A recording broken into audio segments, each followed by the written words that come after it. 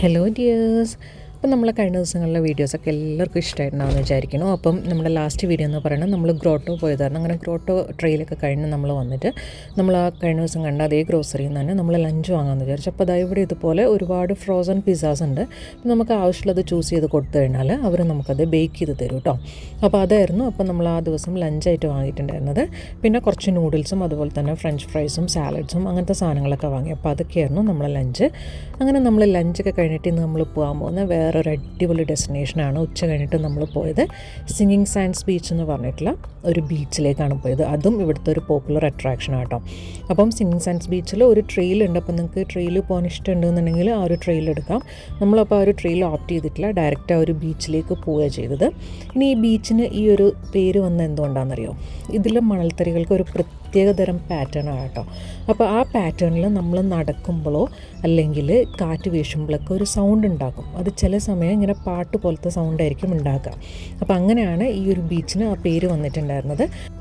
അതുമാത്രമല്ല, ഈ ഒരു ബീച്ചിൽ ഈ മണൽത്തരികൾക്ക് ക്രിസ്റ്റൽ കണ്ടൻറ്റ് ഭയങ്കര കൂടുതലാട്ടോ. ആ കണ്ടൻറ്റ് ഉള്ളതുകൊണ്ടാണ് ഈ കാറ്റ് വീശുമ്പോൾ ഈ സൗണ്ട് ഉണ്ടാക്കുന്നത്.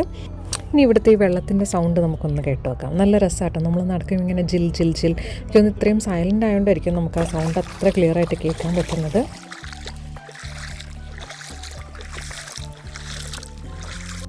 പിന്നെ ഇവിടുത്തെ നമുക്ക് അത്യാവശ്യം പിക്നിക്കൊക്കെ ചെയ്യാൻ പറ്റുന്ന ഓപ്ഷൻസ് ഉണ്ട്. ഒരുപാട് ടേബിൾസും ചെയർസൊക്കെ ഉണ്ട്. പിന്നെ കുറച്ചൊരു വുഡൻ ട്രെയിലുണ്ട് കേട്ടോ. ഈ ട്രെയിൽ നടന്നും പോയി കഴിഞ്ഞാലും നമുക്കൊരു ഒബ്സർവേഷൻ ഡെക്ക് പോലെ അതിൻ്റെ മേലെ നിന്നാലും നമുക്ക് നല്ലൊരു വ്യൂ കിട്ടും ബീച്ചിൻ്റെ ഫുള്ളായിട്ടുള്ള. ഈ ഒരു ബീച്ചിൻ്റെ മറ്റൊരു പ്രത്യേകത എന്ന് പറയുന്നത് ഭയങ്കര ഷാലോ വാട്ടർ കേട്ടോ. കുറേ ദൂരം നമുക്ക് ഈ വെള്ളത്തിൽ കൂടി നടക്കാൻ പറ്റും. തീരെയും ആഴമില്ല.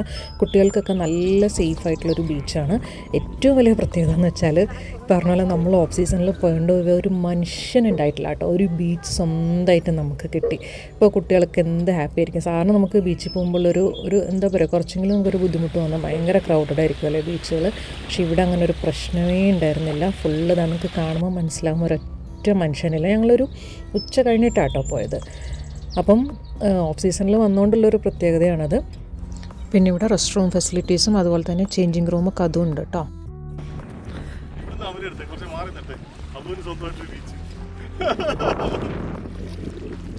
നമ്മൾ മാത്രമേ ഉള്ളൂ കേട്ടോ ബീച്ചിൽ.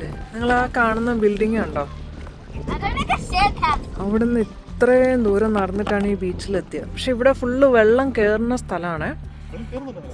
ഇപ്പം വെള്ളം മുഴുവൻ ഇറങ്ങി കിടക്കുന്നതുകൊണ്ട് ഭയങ്കര ദൂരം.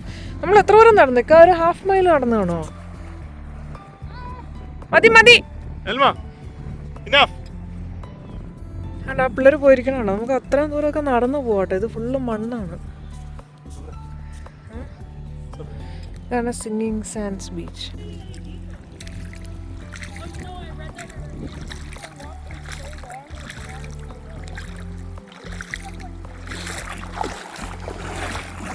മുഴുവൻ നമുക്ക് നടക്കാം കേട്ടോ.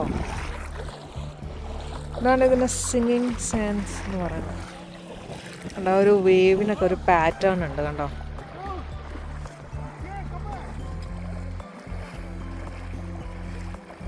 ഇക്ക രണ്ടെണ്ണത്തിന് സ്വിമ്മിങ് അറിയത്തില്ല കേട്ടാ. എൻ്റെ മോൻ കുറേ നാളായി ബീച്ച് ടോയ് ഒക്കെ വാങ്ങി വെച്ചിട്ട് അവന് കളിക്കാൻ ഒരു ബീച്ച് നോക്കിയിട്ട് നടക്കുകയാണ്. അപ്പോൾ നമ്മളവിടെ ബീച്ചുകൾ കുറവാണ്. അപ്പോൾ ഈ ട്രിപ്പ് വരുമ്പോഴൊക്കെ അവൻ ആദ്യം പറഞ്ഞത് ബീച്ച് ടോയ് എടുക്കണം, ബീച്ചിൽ പോകണം എന്നൊക്കെയാണ്. അവനാകെ പാടുണ്ടായിരുന്നൊരു റിക്വയർമെൻ്റ് അതായിരുന്നു കേട്ടോ. അവിടെയൊക്കെ ബീച്ച് വെക്കേഷൻ റെൻ്റൽസ് ഉണ്ട് കണ്ടോ. അവൻ്റെ ബീച്ച് ടോയ് ഒക്കെ ആയിട്ട് വന്നിരിക്കുകയാണ് കളിക്കാൻ വേണ്ടിയിട്ട്.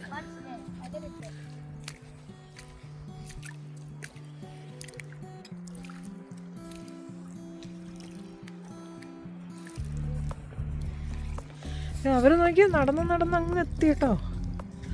ഒട്ടും ഡീപ്പല്ല ഇത്. ഫുള്ള് നടക്കാൻ പറ്റും.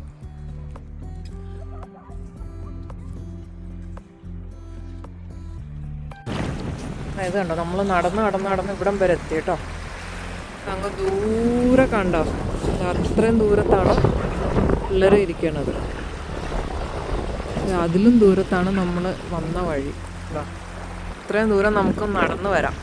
ഒട്ടും ഡെപ്ത് ഇല്ല. വന്നു കഴിയുമ്പോൾ ഇവിടെ ഒരു ചെറിയ തിട്ട പോലെ ഇങ്ങനെ ഉണ്ട് കണ്ടോ. പിന്നെ അങ്ങോട്ട് പിന്നെയും വെള്ളമാണ്. ഇതൊന്ന് രാത്രിയൊക്കെ ആകുമ്പോൾ ഫുള്ള് ഇവിടെ വെള്ളം കയറുമായിരിക്കും. പക്ഷെ ഇപ്പോൾ ഇതായി ഇങ്ങനെ നിൽക്കുകയാണ്. അങ്ങോട്ടൊക്കെ നമുക്ക് വേണമെങ്കിൽ നടക്കാം, ഒട്ടും ഡെപ്തില്ല. അപ്പോൾ ഇതൊക്കെയായിരുന്നു നമ്മളെ രണ്ടാമത്തെ ദിവസത്തെ വിശേഷങ്ങൾ. അപ്പോൾ എല്ലാവർക്കും വീഡിയോ ഇഷ്ടമായിട്ടുണ്ടാകുമെന്ന് വിചാരിക്കുന്നു. അപ്പോൾ നിങ്ങൾ ഡേ 1 മുതലുള്ള വീഡിയോ കാണാം കേട്ടോ, അപ്പോഴാണ് ഒരു കണ്ടിന്യൂഷൻ കിട്ടുക. അപ്പോൾ ഇനി അടുത്ത നമ്മളെ ദിവസം എവിടേക്കാണ് പോയെന്നുള്ളതായിട്ട് അടുത്ത വീഡിയോ ആയിട്ട് ഞാൻ വരുന്നതായിരിക്കും. അപ്പോൾ അതുവരേക്കും എല്ലാവരും ടേക്ക് കെയർ, ടാറ്റാ ബൈ.